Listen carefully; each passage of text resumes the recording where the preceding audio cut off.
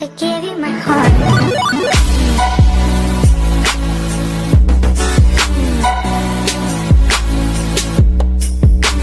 Nah, ibu daripada ibu nonton gosip, ya lebih ibu belajar agama. Untuk apa? Ketika didik anaknya. Kan bagus kalau ibu punya pemahaman agama, sehingga apa? Anak bisa tempatnya bertanya. Anak nanya, Bu, kenapa itu tahun lahirnya Nabi disebut tahun gajah? Dia bilang ibunya, karena bukan tahun kambing goblok. Karena dia juga beleng-beleng. Tapi kalau ibunya tahu, dia bisa jelaskan. Ya, nah, kau pakai tanganmu makan lebih utama pakai daripada pakai sendok. Kenapa? Dia jelaskan melalui medis bahwa di tangan ini ada bakteri-bakteri. Kalau dia campur dengan makanan, maka bakteri itu lebih cepat hancur di dalam perutmu dibanding kalau pakai sendok. Oh, anak tahu. Oh, pantas sunnahnya begini. Dan orang yang punya ilmu dengan baik, hidupnya akan tenang. Orang yang punya ilmu dengan baik, hidupnya akan tenang. Contoh, ada yang pernah tanya saya, Ustadz, saya dengar ceramah katanya kalau Ramadan boleh berhubungan suami istri. Kalau malam, saya memang boleh. Yang penting istrimu. Biar malam tidak boleh kalau selingkuhmu. Jadi istri boleh kalau malam. Dia bilang apa? Astagfirullah Ustadz, saya sudah 5 tahun biar malam tidak juga. Kadongok kok. Makanya belajar ku agama. Coba, kalau punya agama kan enak hidup.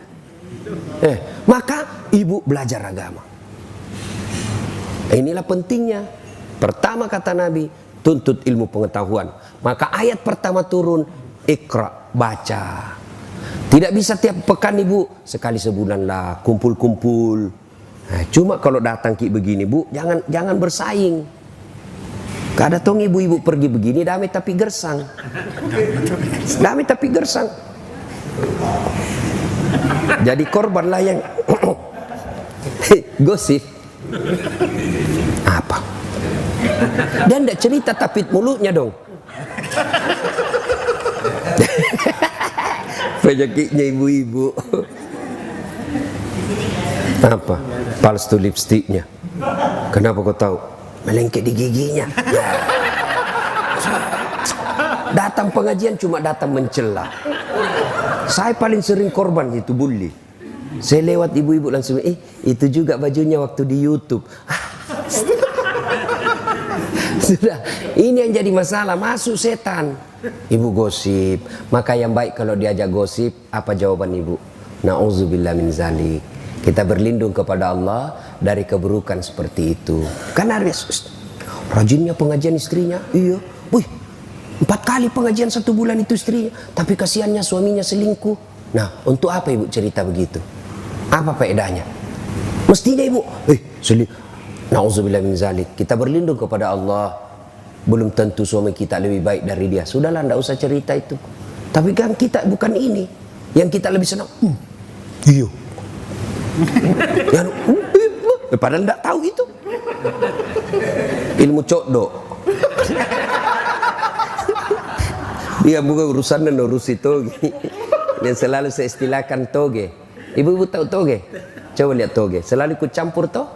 Soto Banjar ada, tahu ada, pecel ada, gado-gado ada. Nah, karena dia selalu ikut campur, makanya Allah takdirkan tidak ada yang lurus, semua bengkok. Makanya kalau ada ibu-ibu kumpul begini, bila sindir aja Pak, toge nih ya. Sudah? Nah, 1 ayat pertama turun, Allah perintahkan untuk belajar.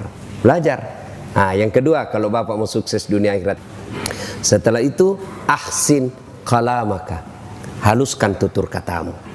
Demi Allah, tidak ada orang yang benci orang santun bicara. Makin tinggi jabatannya, makin banyak hartanya, makin status sosialnya baik, tapi kalau santun bicara, orang makin senang. Bahkan apa? Dia akan menjadi teladan buat orang lain. Kau lihat itu, orang kaya itu, bangsawan, pejabat suaminya, masa, kok lembut betul istrinya ngomongnya, nggak kusangka, baik betul istrinya. Orang akan jadi kagum. Tapi ini bukan pejabat istrinya, suaminya bukan orang kaya, bukan bangsawan, bukan pejabat, nggak kasarnya bicara. Tidak ada yang senang itu begitu. Maka orang semakin santun ngomong, makin dicintai orang. Coba, adab, santun ngomong. Maka saya tidak masuk akal saya, Pak, kalau ada penceramah, pengkhotbah memaki-maki. Sebab tidak ada dalam Nabi contohkan itu. Tidak ada Nabi mencontohkan memaki-maki orang. Orang datang kepada Nabi dalam keadaan jengkel pun pulang masuk Islam. Memaki-maki Nabi pulang masuk Islam. Coba lihat itu. Jadi Bapak Ibu, kalau mau sukses dunia dan akhirat, haluskan tutur katamu. Kata orang Bugis, pakai singi ampe-ampemu. Baguskan, Pak. Makin santun kita bicara, makin orang senang. Kalau ada orang senang nanti kalau dipuji, pujilah dia. Kalau nanti dia senang kalau dipanggil dipuji, puji. Bapak juga tidak rugi. Kenapa? Menyenangkan hati orang itu bahagia, ibadah. Kalau dia senang kalau dipanggil bos, panggil bos biar dia senang. Tidak apa-apa, membahagiakan orang itu ibadah. Maka saya juga rasakan itu. Kalau saya baru ketemu orang langsung, Ustadz, tambah mudah Kiku lihat. Saya tahu dia bohong sama saya. Tapi tidak apa-apa, saya senang juga. Saya bilang, saya tahu kau bohong, teruskan aja. Tidak apa-apa, saya senang juga itu. Dan tidak apa-apa, menyenangkan hati orang. Tutur kata yang lembut, insya Allah membuat kita bahagia dunia akhirat. Tidak ada musuh, Pak. Ada tokoh yang merasa dirinya tokoh di Indonesia ini. Sumber kegaduhan, kenapa mulut tidak bisa dikontrol? Biar Bapak hebat, kalau mulut tidak suka dikontrol, tidak bisa, orang tidak senang. Kenapa? Bukan budaya orang Indonesia itu memaki-maki. Kalau Anda bilang demokrasi, iya demokrasi. Tapi dalam hidup sosial ada namanya fenomena, masalah. Idealnya memang mau dikatain apa saja, tidak ada masalah. Tapi budaya kita tidak bisa menerima itu. Maka orang yang baik, santunlah berbicara. Tidak ada musuh, Pak, kalau Bapak bicaranya santun. Tegas terhadap hukum, tidak mesti kasar. Saya dosen, Pak. Saya terapkan hukum dari mahasiswa saya, tidak harus kasar. Adik-adik, ini hari masuk perjanjian kita jam 8.30. Setuju? Setuju. Jam 8.45 tidak boleh lagi ada yang masuk. Tolerirnya 15 menit. Siapa yang terlambat 4.46 tidak boleh masuk. Setuju? Setuju. Pekan depan masuk. Assalamualaikum Ustaz. Salam dek. Boleh masuk Ustaz? Jam berapa mi dek? Hampir jam 10 Ustaz, kurang 2 menit. Jam berapa perjanjian? Jam 8.45 Ustaz.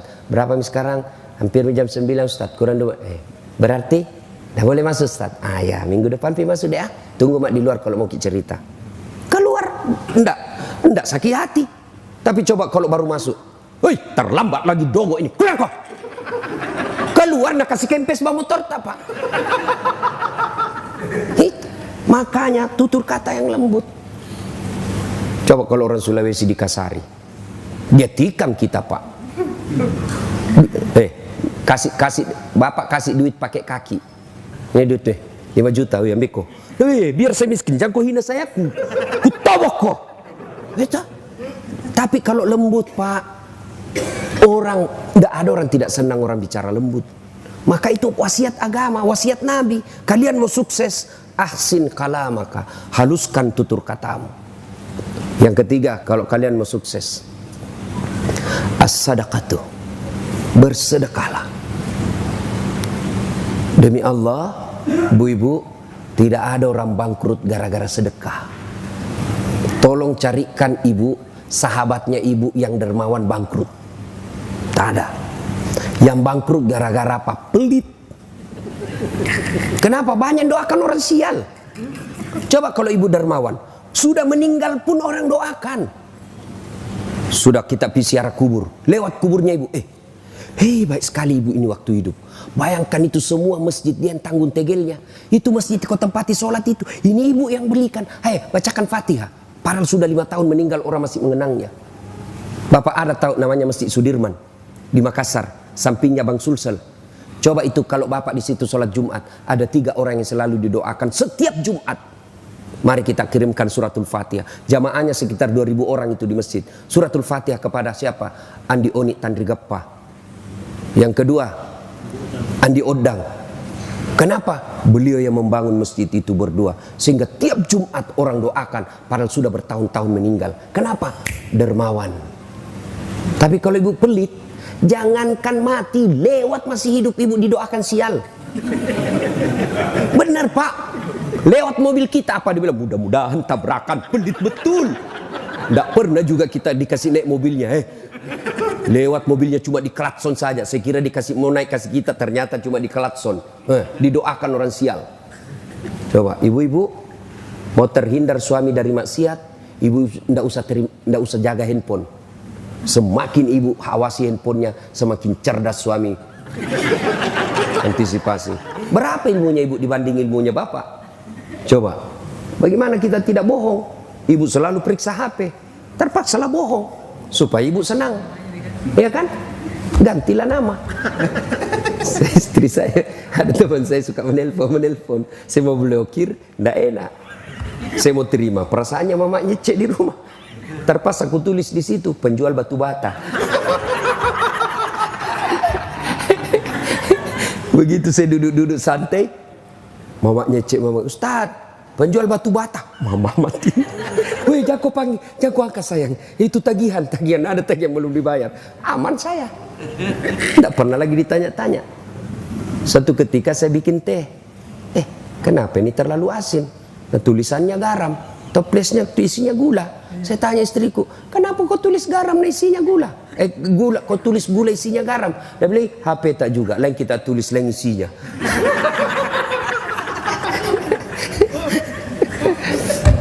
Sedekah ibu-ibu bersedekah, sebab di akhirat nanti itu ibu nafsi-nafsi. Siapa yang sedekah? Suami sedekah, ibu tidak dapat. Ibu sedekah, suami tidak dapat. Kecuali kita sudah bersepakat, Pak, hari Jumat sedekah ya. Nah ini, Pak, hari Jumat Pak, sedekah, jangan lupa sunnahnya sedekah di hari Jumat mulia ini. Oke, berapa? Saya 1 juta juga Pak ya. Bapak bilang, iya, ibu dapat. Tapi kalau sebaliknya, suaminya ada nih di kantong 1.500.000. Bu, kasih saya baju sholatku itu. Ibu dah, Pak, kenapa ada ini 1,5 juta? Pembeli semen masjid. Apa sok kaya, semen. Tidak usah itu, mari itu, untuk bisa ini belikan cincin ini. Nah, suami masuk surga, ibu di blender nanti di akhirat. Ada kan begitu. Apalagi kalau suami takut sama istri, mau bersedekah tiba-tiba tidak jadi. Apa masih sok kaya kamu? Suaminya langsung mengalah, ya sudahlah terserah kau. Ada suami begitu di sini? Takut sama istrinya? Ada. Berhenti jadi laki-laki Pak. Kalau Ustaz, saya tidak, cuma istriku lebih berani.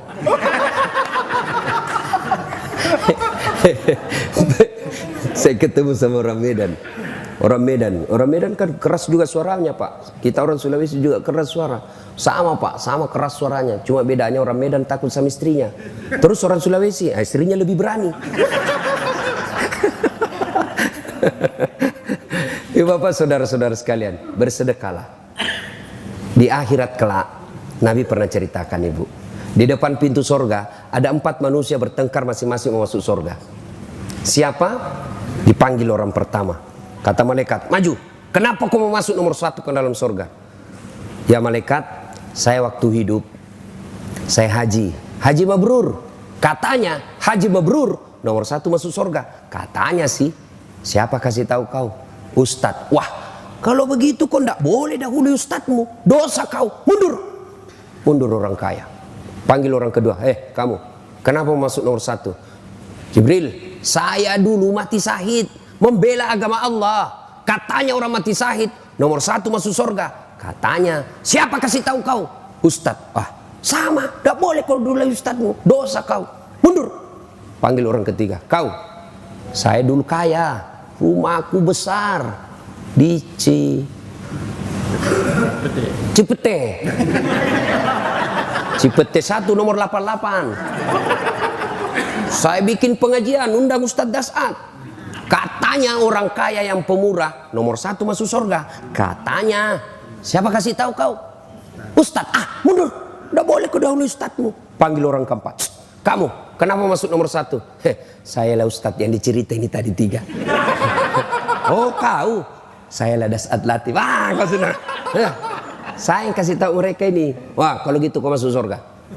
Masuklah surga ini ustadz. Tinggal beberapa langkah masuk surga, tiba-tiba dia berkata, wahai malaikat, betul saya dakwai mereka, betul saya memberitahu mereka, saya bisa jadi ustadz karena ada orang kaya kasih saya duit beli buku. Saya jadi ustadz karena ada orang kaya bangun masjid tempat saya dakwah.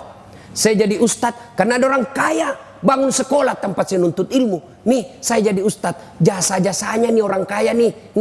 Saya malu mendahului dia. Dia banyak betul partisipasinya dalam hidup saya. Ya Jibril, sampaikan kepada Allah, saya tidak mau mendahului orang kaya yang pemurah ini. Akhirnya Allah hadiahkan kalian orang kaya yang pemurah, nomor 1 dulu masuk ke dalam surga. Orang kaya yang pemurah. Tapi orang kaya yang pelit, nomor 1 juga. Kemana? Ke neraka. Terserah ibu-ibu mau pilih jalur mana. Ibu-ibu yang sudah kaya, jangan lupa investasi untuk akhirat. Bawa itu berlianmu ke akhirat. Bawa itu jamrutmu ke akhirat. Jangan cuma pakai di dunia. Gimana caranya? Kirim sebelum ibu wafat. Enaknya itu kita jadi orang kaya, Bu. Ada nikmat yang orang lain tidak miliki sebagai orang kaya. Apa? Status sosial. Ibu coba pakai emas palsu. Tidak ada orang percaya bilang palsu. Coba pakai. Semua orang bilang asli. Palsu. Tidak mungkin. Masa orang kaya pakai palsu? Itu enaknya dia orang kaya. Tapi orang miskin biar dia pakai asli. Dari mana dia dapat itu? Itu enaknya jadi orang kaya.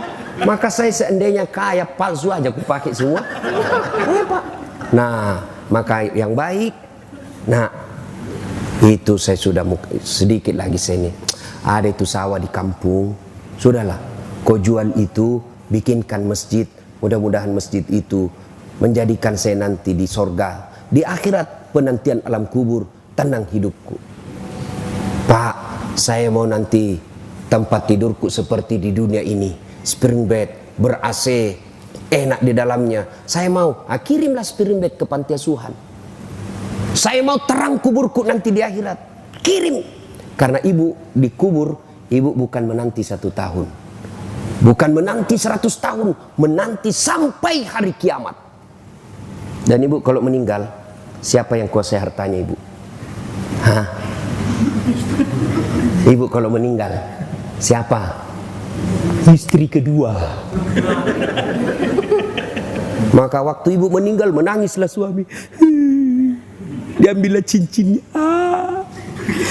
Sayangku, inilah pemberianku untuk kunikahi kau. Diambil lagi gelangnya. Sayangku, ini hadiah ulang tahun. Diambil semua. Sudah itu 3 bulan menikah. Maka dia kasihlah istrinya yang baru. Sayang, ini cincin paling disenangi istriku yang dulu. Ibu sudah dikubur. Suami enreyen dengan istri baru. Maka lebih baik ibu bersedekah. Sedekah ibu, sedekah. Ya, sedekah. Maka ibu akan menikmati dunia akhirat. Tidak betul juga kalau ada ustadz bilang, saya tidak setuju juga kalau ada ustadz bilang, tidak usah kau cari uang banyak-banyak, tidak bawa mati. Salah. Cari banyak-banyak, bawa mati. Gimana caranya? Kirim sebelum mati. Saya mau nanti kuburku lapang, bangun masjid yang besar, insya Allah. Ibu-ibu mau terhindar suami dari maksiat, sudah. Bagaimana? Tolak bala dengan apa? Sedekah. Sittatu tasidupul umur, kata Nabi. Ada 6 sifat membuat umurmu jadi panjang dan kau tertolak dari bencana. 1 diantaranya kata Nabi, as-sadaqatu, bersedekahlah. Jadi kalau ibu-ibu sudah mulia, lihat gelagat-gelagat suami sudah lain-lain. Setiap terima handphone sembunyi di kamar mandi. Sudah patut dicurigai itu. Daripada ibu curhat di Facebook, curhat di WhatsApp, tidak kusangka kau begitu. Di mana di kau? Belen-belen. Apa mau curhat rahasia rumah tangga di medsos? Karena ada juga itu ibu-ibu begitu. Andai ku tahu kau begini, aku tidak akan menerimamu dulu. Apalagi tidak, aku sudah punya anak 2. Lebih curhat di hadapan Allah. Bangun ibu sholat tengah malam, ngadu dalam doa, minta. Doa itu bukan beli buku di toko Gramedia baru kita hafal. Bukan, berdoa itu bukan menghafal. Doa itu curhat. Bahasa Bugisnya doa sama peletu. Daripada ibu bahasa Arab bingung malaikat. Malaikat apa maksudnya ini ibu? Aduh, bingung lagi saya lihat ini ibu. Ibu lain di bibir, lain di hati. Menangislah dia berdoa. Iya, apa dia bilang ini ibu? Dia minta supaya suaminya setia, tapi doa yang dia baca doa minta hujan. Bingunglah malaikat. Maka ibu tidak harus bahasa Arab berdoanya. Ya, nah ibu, namanya sholat hajat. Selesai sholat hajat, tumpahkan luapan hatimu kepada Allah. Ya Allah, Engkau tempatku beribadah, dan hanya Engkau tempatku memohon. Engkau melarangku curhat kepada manusia. Engkau melarangku meminta tolong kepada selain Engkau ya Allah. Maka aku datang memohon kepadamu ya Allah. Kurendahkan harapanku hanya kepadamu ya Allah. Iyyaka na'budu wa iyyaka nasta'in. Ya Allah, suamiku makin hari makin liar saya lihat ya Allah. Tidak mungkin saya bisa menjaganya 24 jam ya Allah. Tapi Engkau yang maha memelihara ya Allah. Ya Allah, ini ada duitku 1 juta. Besok saya bawa ke panti asuhan. Mudah-mudahan 1 juta ini suamiku terhindar dari wanita jahat. Bismillahirrahmanirrahim. Coba amalkan itu ibu. Coba amalkan. Itu yang jadi masalah kalau suaminya juga bangun sholat tahajud. Ya dia sudah tahu juga rumusnya pak. Ngadulah kepada Allah. Ya Allah, capek sudah saya lihat istri saya ya Allah. Ngamuk aja kerjanya ya Allah. Tiap hari ngamuk aja kerjanya ya Allah. Kala-kala Satpol PP. Ya Allah, ini ada duit saya 1 juta ya Allah. Saya bawa besok ke panti asuhan. Mudah-mudahan 1 juta ini istriku ikhlas saya kawin lagi ya Allah. Bingung malaikat, yang mana dikabulkan doanya? Sedekah pak, sedekah. Bapak-bapak yang mulai sakit-sakitan, sedekahlah. Jangan andalkan dokter. Dokter itu hanya alternatif yang kesekian. Yang menyembuhkan manusia bukanlah dokter, tapi Allah. Bagaimana supaya Allah mengabulkan doa kita? Sedekahlah. Datang ke panti asuhan, kumpulkan, bawa, makasih langsung antara tangannya bapak dengan tangannya itu anak. Tidak usah pakai sopir, tidak usah bawa pembantu, tidak usah orang lain. Tangannya bapak dengan tangannya itu anak. Itu yang disebut memuliakan anak yatim. Lalu minta, nak doakan saya, rumah tanggaku bahagia, bisnisku sukses. Begitu anak yatim ini mengatakan amin, itu doa. Tidak harus dia salat. Begitu nak doakan saya ada masalah nak. Doakan saya supaya selesai masalah saya tahun ini. Begitu anak ini tulus mengatakan amin, menggetarkan arasnya Allah. Sedekah. Ibu-ibu ada masalah, sedekah. Makin ibu pelit, sudah sewajarnya dikeluarkan, tidak dikeluarkan, maka Allah tegur kita. Dipaksa keluar duit kita, tiba-tiba apa? Ada masalah. Yang lama disembunyi ternyata dapat kasusnya oleh polisi. Habis hanya untuk atur damai, atur damai, atur damai. Dan tidak ada damai-damainya. Ganti Kapolres, atur damai lagi. Ganti lagi, atur damai lagi. Atur damai lagi. Habis hanya untuk atur damai yang tidak pernah damai-damai. Ya? Ya pak, tiba-tiba anak kita tanpa sepengetahuan kena narkoba. Itu Allah paksa. Tiba-tiba kena kita penyakit yang belum tahu apa dokter katakan. Tapi saya sakit dok, kok begini. Dokter periksa tidak ada penyakitnya. Itu Allah tegur, kau terlalu pelit. Sedekahlah. Akan bapak ibu sehat walafiat. Nah, yang keempat kata Nabi, kalau kalian mau sukses, silul arham, sambungkan persaudaraan, perbanyak temanmu. Keliru sekali orang di zaman sekarang ini memperbanyak musuh. Jangan memperbanyak musuh. Maka salah satu teknik dakwah saya pak, tidak mau menyerang orang, menyakiti orang. Karena dakwah ini harus kita rangkul orang. Ya, banyak teman, banyak rezeki. Saya selalu bilang begini pak, saya ini tidak banyak uangku, tapi temanku banyak. Temanku yang banyak uangnya. Ada Pak Ridwan, Ada Haji Halim. Assalamualaikum Haji. Waalaikumsalam. Aman lagi saya. Ya, Pak. Saya itu di Makassar, Pak, hampir tidak pernah laku duit saya. Kemana-mana saya gratis. Makanya istri saya itu senang sekali kalau saya ke pasar. Ustadz aja ke pasar. Saya pergi pasar Poter, ya. Assalamualaikum Ustadz. Dalam hatiku, aman lagi keranjang. Dalam bawa telur. Berapa Ji? Nggak usah Ustadz. Nggak enak masih pagi-pagi Ji. Nggak usah Ustadz. Dalam hatiku memang itu kutunggu. Coba. Banyak teman, banyak rezeki. Yang kedua, banyak teman gampang selesai masalah. Banyak orang Pak tidak perlu keluar duitnya karena masalahnya Anda, karena pertemanan. Inilah yang bahasa modernnya koneksi. Siapa banyak koneksinya gampang selesai masalahnya. Saya pergi ke kantor Polres, pergantian SIM, perpanjangan SIM. Baru saya turun dari mobil, dilihat CCTV, keluar ke Polres. Assalamualaikum Ustadz. Waalaikumsalam. Siap komandan. Ada apa ini Ustadz? Perpanjangan SIM komandan. Tunggu Ustadz, panggil Kasat Lantas. Bantu itu Ustadz ya. Jangan lagi kau minta uangnya Ustadz. Berdosa uang Ustadz kau makan. Selesai masalah Pak. Itu banyak teman, banyak gampang selesai masalah. Maka perbanyaklah teman Pak. Jangan mencari musuh. Silul arham. Wa'tasimu bihablillahi jami'an wa la tafarraqu. Berpegang teguhlah engkau kepada tali persaudaraan agama Allah dan janganlah engkau bercerai-berai. Apa yang membuat biasa kita bercerai-berai? Apa? Kesombongan. Jangan sombong. Makanya saya senang betul tadi masuk di sini, saya lihat rumahnya. Langsung Pak Haji bilang, titipan Ustadz. Menyadari bahwa ini titipan. Harta itu Bu, simpan pada tempatnya. Jangan simpan di hati. Kalau Bapak simpan di hati, menderita itu. Sendalmu yang 70 juta simpan di kakimu. Apa haram? Tidak. Kalau ibu pakai supaya orang tidak hina ibu, boleh. Namanya muru'ah, kewajiban membela harga diri supaya orang tidak hina kita. Boleh. Lalu kapan dia sombong? Ketika ibu pandang enteng orang miskin. Ibu pakai sepatu harga 70 juta. Depan orang miskin dikasih gini terus kakinya. Orang miskin. Kau tahu ini 70 juta ini. Kamu sombong. Meremehkan orang. Bapak pakai harga baju krokodil yang cap buaya. Katanya kalau asli buayanya menghadap ke dalam, kalau palsu menghadap keluar, jadi buaya darat.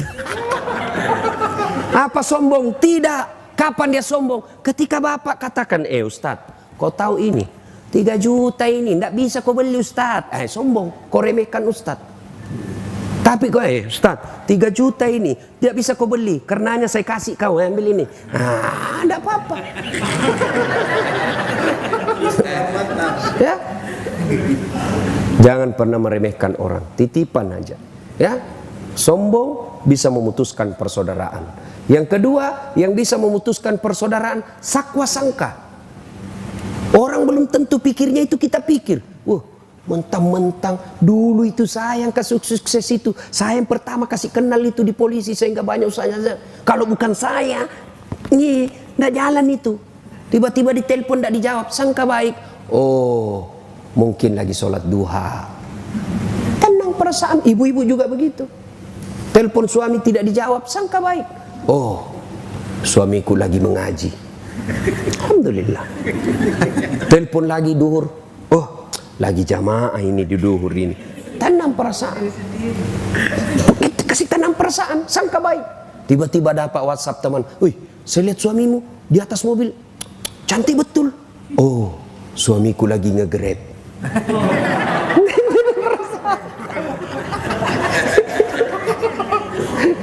Sangka baik. Dan yang kelima, kalau kalian mau sukses dunia akhirat, wa minal laili fatahajjat bihi. Bangunlah sepertiga di akhir malam untuk sholat tahajud. Akhir malam ini jalur khusus. 5 waktu padat saluran, macet. Semua orang sholat.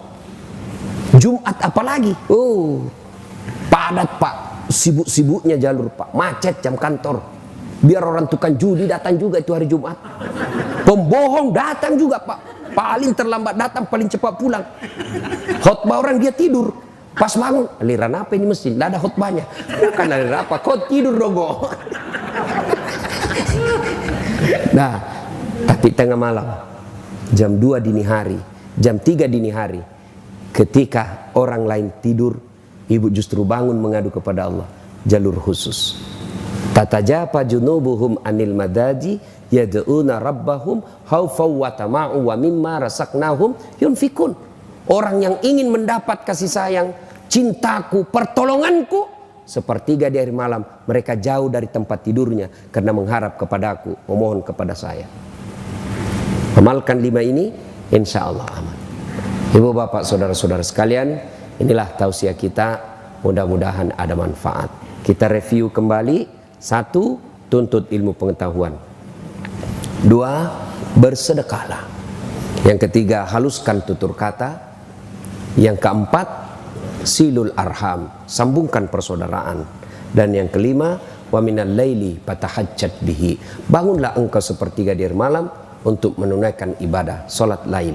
Apabila 5 hal ini kita lakukan, janji Allah, maqamam mahmuda, saya angkat derajatmu, derajat di dunia, derajat di akhirat. Apabila semua sudah terkabul apa yang Bapak mau, jangan lupa sujud syukur. Pak Haji, ya ACC proyek, alhamdulillah. Langkah berikutnya sujud syukur.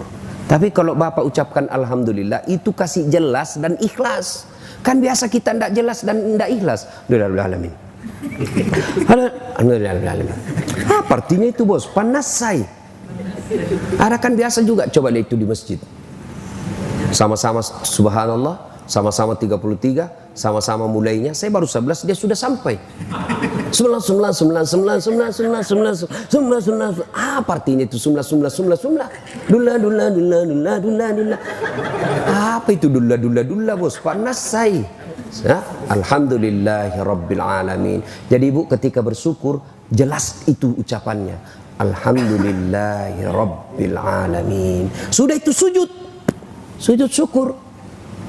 Di mana sujudnya? Di kantor boleh, di atas mobil boleh. Kalau ibu bawa lapang mobilnya, tidak muat, sudah langsung saja dashboardnya.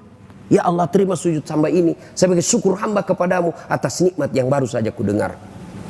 Dan kalau ibu pandai bersyukur, ibu semua sudah hafal ayatnya. Saya akan tambah nikmatku. Allah tambah nikmat. Tapi kalau tidak, inna adzabi lazadid, maka saya siksa kau atas nikmat yang saya kasih. Apa siksanya? Duitnya banyak, 7 miliar duitnya, tapi dilarang makan nasi. Apa Pak dilarang makan nasi? Apa enaknya? Saya diundang pergi ceramah di Milan, fit saja dikasih. Saya bilang, makanan apa aku kasih saya ini? Mie-nya juga tidak jelas apa. Mie-nya ini kayak, saya bilang, saya perut bugis bos, carikan saya nasi. Tidak goyang perutku kalau tidak ku kasih saya nasi. Tidak bisa saya ceramah kalau tidak kasih ketemu saya nasi. Baru 2 hari sudah sengsara. Dilarang makan nasi, dilarang makan garam, dilarang makan gula, dilarang makan daging, dilarang makan yang pedas. Apa aja bisa dia makan? Ubi jalar yang warna ungu. Apa ndak setengah mati? Dia ke dokter, apa kata dokter? Pak, Bapak ini selama aktif tidak pernah kena matahari. Mulai besok Bapak kalau bisa dari jam 9 sampai jam 11 Bapak jalanlah seputar komplek. Jangan pakai baju Pak ya, supaya kena semua sinar matahari baju. Jangan pakai celana panjang, celana pendek makin bagus Pak ya. Jangan pakai sendal, kelilinglah dia di komplek dari 9 pagi sampai jam 11 tidak pakai sendal, tidak pakai baju. Apa bedanya sama gembel? Itu azab Allah. Mobil harga 2 miliar tapi tidak pernah dinikmati. Baru 10 menit di atas sudah stres. Rem. Mobilnya 2 miliar tidak bisa dinikmati. Masuk di kamar kata dokter, Bapak tidak boleh pakai AC. Duitnya 7 miliar tidak bisa tidur. Itu sudah azab Allah. Dan percayalah, sesungguhnya Allah Maha Pengasih. Tidak mungkin Allah menyiksa kita apabila kita taat kepada Allah. Dan puncak ketaatan itu adalah sholat 5 waktu. Yang kenapa dia sholat 5 waktu? Karena sholat inilah penghambaan kita secara totalitas. Saya ulang, solat inilah puncak pengakuan kita sebagai hamba totalitas, semua lahir batin. Puasa penghambaan, tapi masih bisa bisnis, ya toh. Haji penghambaan, tapi masih bisa niaga, masih bisa peluk-peluk istri, masih bisa dengar musik, bayar zakat, masih bisa penghambaan itu, tapi masih bisa kegiatan lain. Tapi sholat 5 menit tidak boleh ada kegiatanmu lain. Total lahir batin kau mengaku hamba kepada Allah. Tidak boleh bapak sholat sambil gendong-gendong istri, tidak boleh, belem-belem pas itu. Nah itu puncak kesyukuran kita, ketaatan kepada Allah Subhanahu wa taala. Terima kasih, mudah-mudahan kehadiran saya ada faedah. Terima kasih kepada Pak Haji yang mengundang kita datang ke tempat ini. Sebagai rasa syukur kita doakan sahibul bait, tuan rumah, sukses segala usaha, bahagia rumah tangga, dan dilapangkan segala rezeki beliau. Amin. Lebih dan kurangnya mohon dimaafkan. Nun wal kalam ya misturun. Billahi pisah.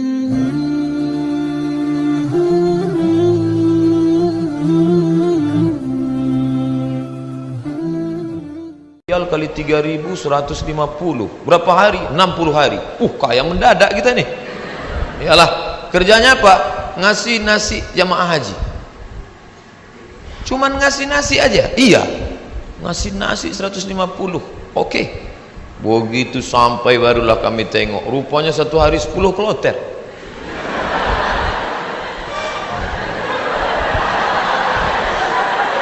Satu kloter 400.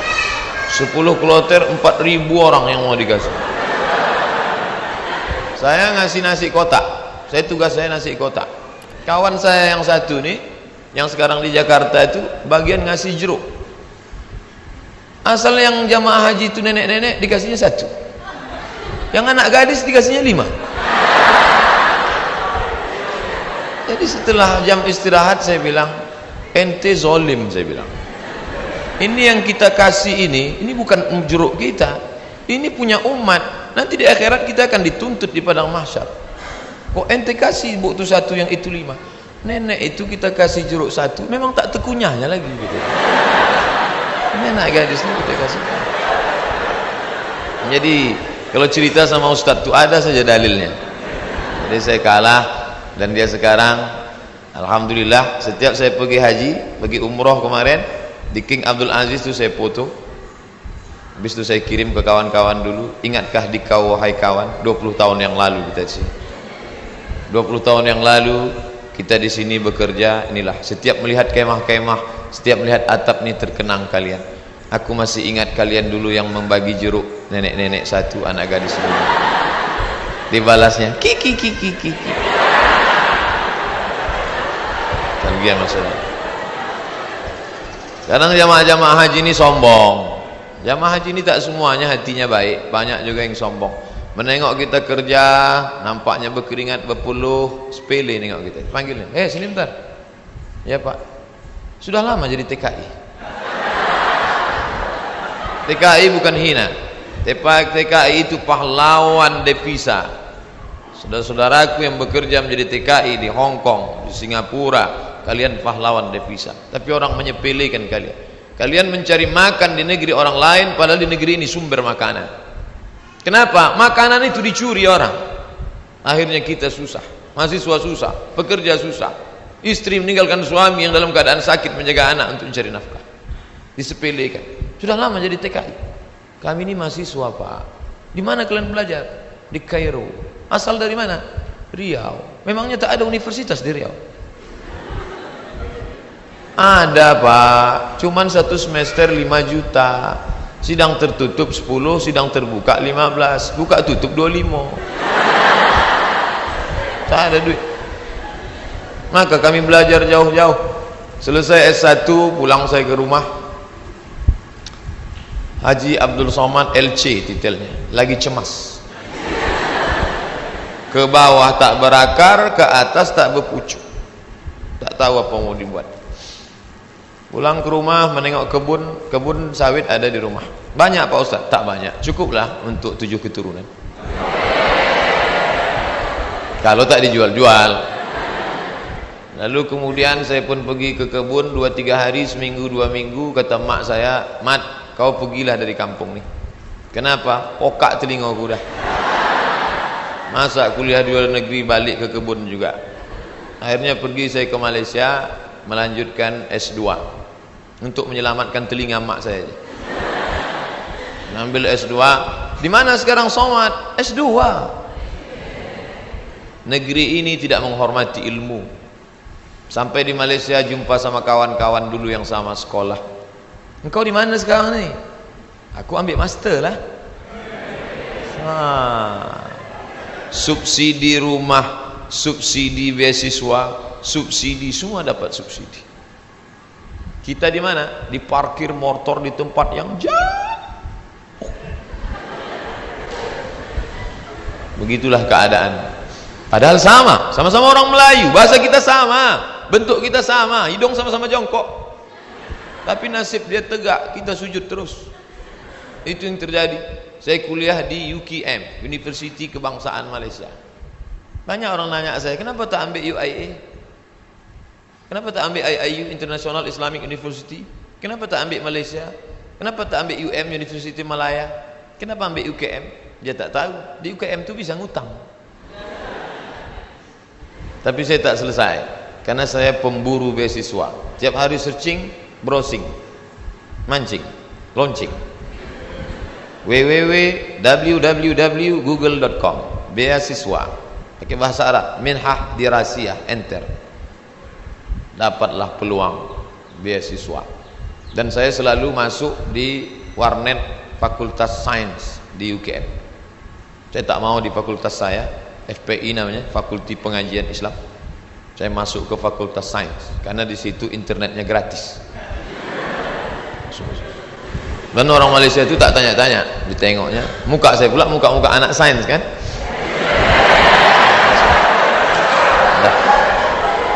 Dah, habis itu dapatlah info, katanya ada satu negara menyediakan beasiswa. Nama lembaga yang memberi beasiswa itu AMCI, singkatan dari Ajong Marocaine Coopération Internationale. Akhirnya saya ajukanlah, proses, doa minta ampun. Biasanya saya doa gini aja, tapi untuk beasiswa aja. Ya Allah, minta tolong aku. Mau balik ke kampung aku tak sanggup, telinga udah pokak. Mau balik ke Riau kerja tak ada siapa yang mau menolong. Mau lama di Malaysia ni utang sudah lagi ni, tolonglah dapat beasiswa. Rupanya orang yang teraniaya itu doanya makbul.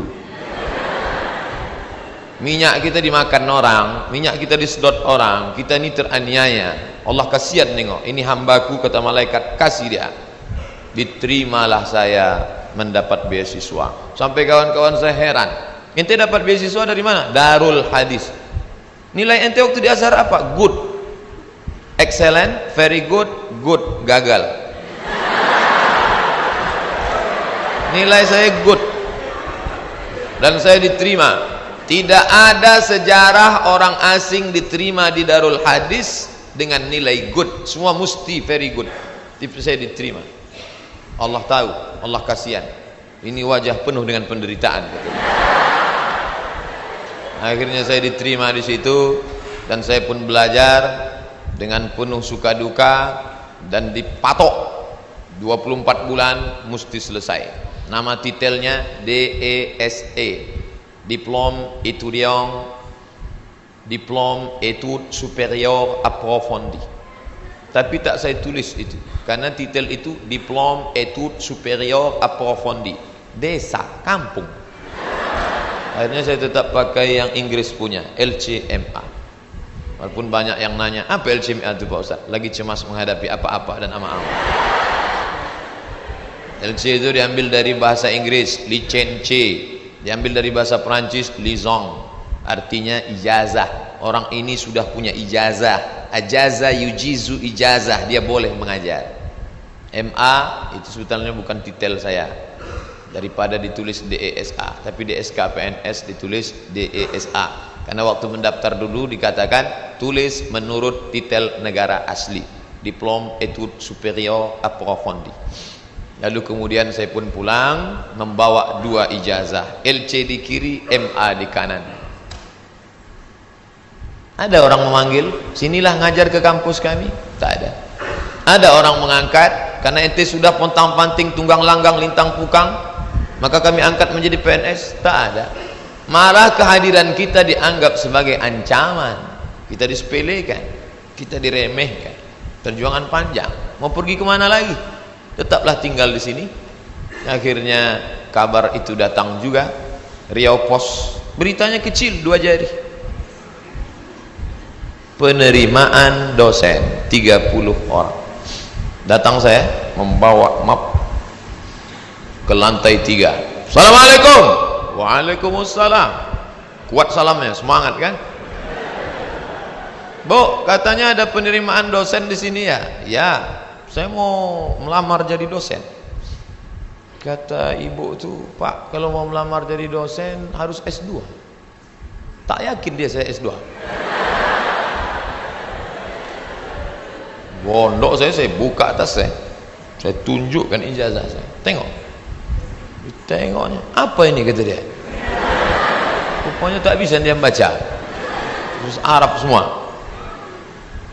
Datang pegawai dari dalam, atasan dia. Coba tunjukkan ke yang di dalam. Tunjuk, dibacanya, tengoknya. Siapa yang punya ijazah ini? Ini orang. Abdul Somad, guru saya dulu. Kemana aja ente hilang selama ini? Hilang kata dia saya. Akhirnya setelah melewati proses panjang, ini fotokopi, saya mau jadi dosen Pak, fotokopi ijazah, transkrip nilai, legalisir, semua oke, sudah Pak. Ada lagi yang belum Somad. Apa Pak? Surat kesehatan dokter. Ragu dia saya sehat. Saya kurus. Tak tahu dia saya tahan tegak lama. Pergilah saya ke Puskesmas Jalan Harapan Raya sebelah kanan. Masih ingat saya tempatnya sekarang. Sampai ke situ, Assalamualaikum Bu. Waalaikumsalam, saya mau ngurus surat sehat. Ya, sebentar ya. Tak lama sudah itu datanglah bidan, baju putih, jilbab putih, rok putih, membawa balon warna hitam kecil. Pasang. Sebentar ya Pak ya. Iya. Katanya mau memeriksa detak jantung. Memang jantung saya tak normal detaknya waktu itu. Cantik pula bidan tuh. Itulah. Periksanya lah. Habis itu keluarlah, buatnya sehat. Anda sehat. Ini suratnya. Saya mau cepat balik. Saya tariklah surat itu. Saya menarik, dia menarik.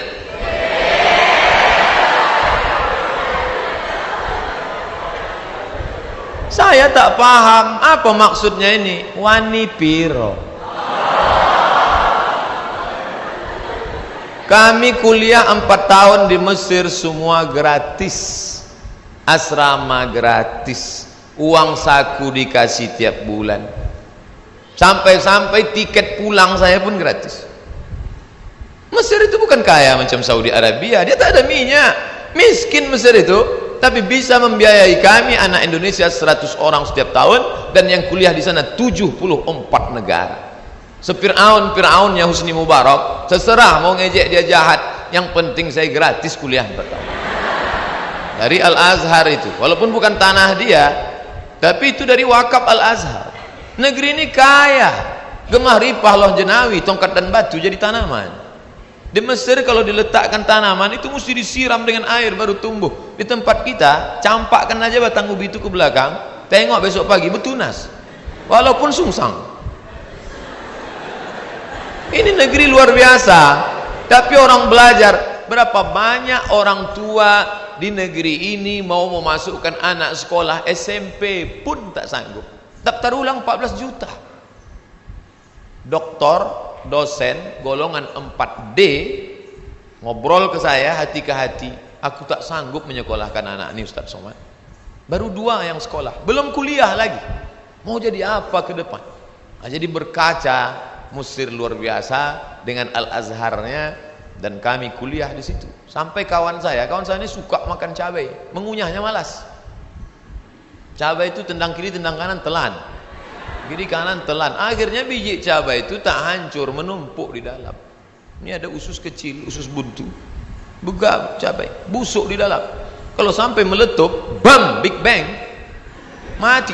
Maka ini mesti dipotong. Akhirnya dibelah sedikit, dipotonglah ujung usus buntu tadi. Biaya operasi 3.000 pon kali 2.000 perak, 6 juta. Tak ada duit. Mau nelpon ke Indonesia, krisis moneter, $1 20.000, tak ada duit. Akhirnya keluarkan kartu Al-Azhar. Azhari? Enta Azhari? Azhari maksudnya anta taman orang Al-Azhar? Ya, gratis. Sakit gratis. Di negeri Fir'aun sakit gratis. Di negeri kita sehat bayar. Tapi tidak saya ceramahi orang puskesmas tu. Takkan pula mungkin saya Assalamualaikum warahmatullahi. Karena saya mau cepat, saya keluarkan aja duit 25.000. Nah, ambil lah tu. Pergi saya. Pergi saya urus, dah selesai. Pak, ini surat sehat. Ada lagi yang belum somat. Apa Pak?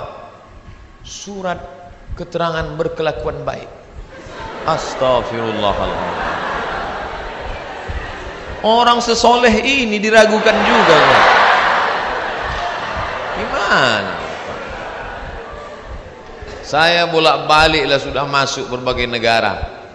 Entah berapa negara sudah saya lewati. Tidak ada pemeriksaan yang saking ketatnya. Ketat luar biasa. Cobalah tengok kita mau masuk pesawat, berapa kali mesti buka dompet untuk tengok KTP. Emangnya kita ini teroris? Di Malaysia tak begitu betul. Enggak gitu-gitu amat sih, kata orang yang lama di Jakarta. Tapi apa boleh buat? Dia khawatir. Saya urus surat bahwa saya bukan teroris. Saya bukan teroris. Saya seorang pelajar muslim yang mendapatkan beasiswa, dan saya pulang membawa ijazah. Saya mau mengabdikan ilmu saya. Tidak ada urusan lain. Saya tak ingin merobok-obok negara ini. Saya tidak ada hubungan dengan jaringan internasional. Saya cuma mau mengajarkan ilmu, memperbaiki. Alhamdulillah diterima. Ikutlah tes dosen dengan berbagai macam lika-liku. Pokoknya hidup ini penuh dengan ujian. Jadi kalau adik-adik, ujian apa? Ujian MIT Pak Ustaz. Habis MIT apa? Ujian UAS Pak Ustaz. Habis ini ujian apa? Ujian ini skripsi Pak Ustaz. Habisnya apa? Promo Pak Ustaz. Kenapa hidup ini penuh dengan ujian? Dunia adalah tempat ujian. Berani menghadapi dunia, berani menghadapi ujian. Takut menghadapi ujian, jangan menghadapi dunia. Takut menghadapi dunia, mati aja. Belum sampai masanya mati gimana Pak Ustaz? Kalau nampak jenazah lewat, ikut. Itu apalagi hidup di dunia. Nah, jadi masalah ujian-ujian kalian ini, ujian kalian belum ada apa-apanya dibandingkan ujian kami dulu yang penuh dengan kesulitan. 4 tahun gak jumpa orang tua, itu luar biasa. Ustadz aja yang bilang luar biasa, orang saya yang merasakannya kok. Saya nggak nengok muka emak saya 4 tahun, sampai lupa saya muka emak saya itu macam mana. Saya ingat 4 tahun. Ditengok muka emak orang Arab tak sama. 4 tahun saya tak jumpa. Berangkat 2002, berangkat 1998, 5 September, pulang 2002 bulan November. Tapi saya sudah menyelesaikan kuliah di bulan Juli. 3 tahun 10 bulan selesai S1 saya. Pulang. Makanya sekarang kalau saya nengok mahasiswa, langkah gontai, gaya nyantai. Ente semester berapa? Ente semester berapa? 14 Pak. Ilaha illallah. Bagus nih balik kampung. Tanam sawit, buka kebun, tanam lele dumbo segala macam. Ngapain ngabis-ngabiskan duit orang tua?